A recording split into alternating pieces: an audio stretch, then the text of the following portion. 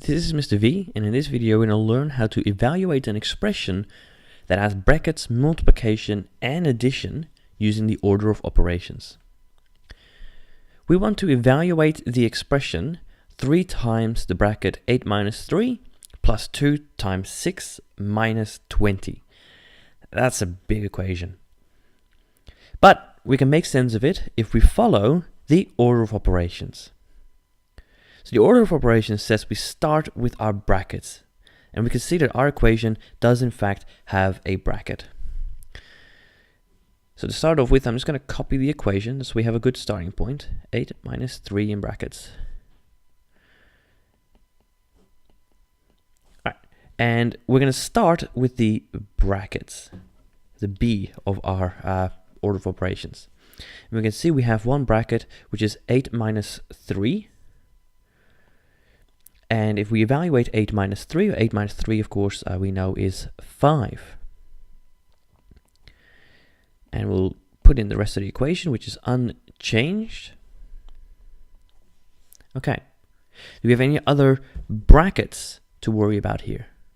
No, we don't. What about order? Do we have any powers or any roots? Not at all. So now we're on to the multiplication and division step. And remember, we do those at the same time. Not that it matters, because we don't actually have any division in this one. So we're going to look at any multiplication and division. And I can see I have two. I have 3 times 5 and 2 times 6. And they're unrelated, so we could do them at the same time. 3 times 5 is 15.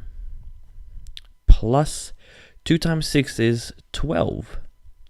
Minus 20.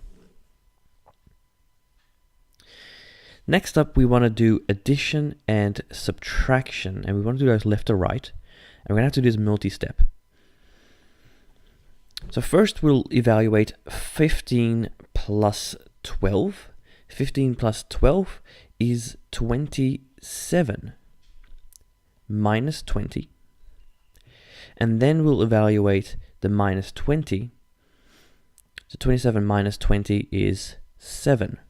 And remember, we will always want to go left to right. That's why we did the plus 12 first, and then the minus 20 in the next step. And that is how we can solve an equation by following the order of operations. Fantastic.